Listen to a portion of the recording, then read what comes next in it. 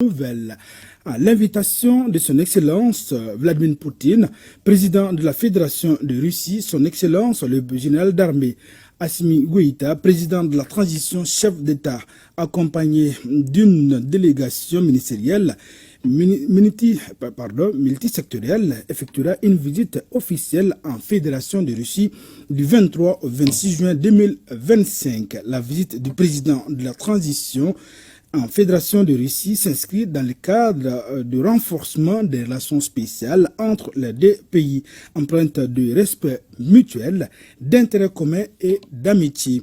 Elle illustre la convergence de vues entre les deux chefs d'État sur les questions de paix et de sécurité internationale, y compris la vision du Mali et de la Fédération et de la Confédération des États du Sahel (AES) sur la lutte contre le terrorisme au Sahel, ainsi que les perspectives de développement au bénéfice des populations maliennes et russes. À cet égard, ce séjour en Russie, première visite du président de la transition dans un cadre bilatéral, marque la constance de la confiance et de l'estime entre les deux chefs d'État et le partenariat stratégique qui lie le Mali et la Russie dans un contexte de solidarité renforcée. Justement, le président de la transition, le général d'armée Assimi Goïta, est attendu à Moscou pour une visite d'État. Elle s'inscrit dans le cadre des relations bilatérales stratégiques entre le Mali et la Russie, ainsi que la diversification des partenariats depuis sa prise de fonction. Le président de la transition, général d'armée Assimi Goïta, est donc attendu en Russie. La visite du président Goïta est le prolongement des sommets de Saint-Pétersbourg où l'Afrique a été conviée comme actrice. Voyons tout cela avec nos envoyés spéciaux à Moscou, Garibou Pérou et Sidiki Balo. Sur invitation du président de la Fédération de Russie, le président de la transition, chef de l'État, est attendu à Moscou.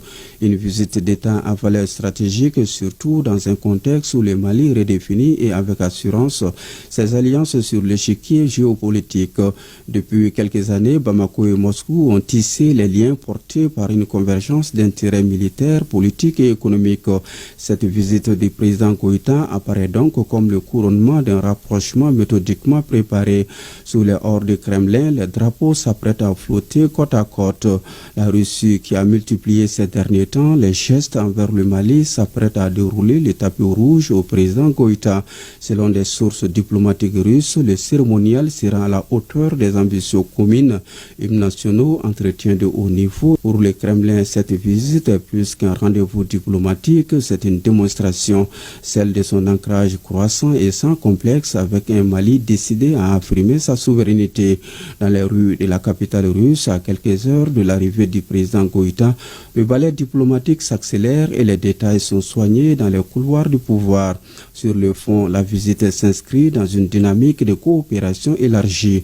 Après les volets sécuritaires et militaires, viennent désormais les secteurs stratégiques comme l'énergie, les mines ou encore l'agriculture, traduisant une volonté mutuelle d'enraciner un partenariat gagnant-gagnant, cher au discours des deux capitales.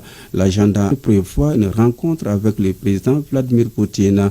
C'est donc bien plus qu'un déplacement, c'est un signal d'un Mali qui assume son repositionnement loin de certaines influences traditionnelles et se tourne vers des partenariats qu'il juge respectueux. Dans une capitale russe habituée aux mobilisations, c'est désormais l'Afrique à travers la Confédération des États du Sahel qui entre dans la lumière.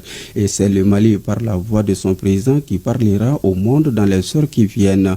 Résolument tourné vers l'avenir, fort d'une volonté de stabilité et de souveraineté retrouvée, Bamako veut écrire un nouveau chapitre et Moscou, manifestement, est prêt à en être co-auteur de ce nouveau chapitre.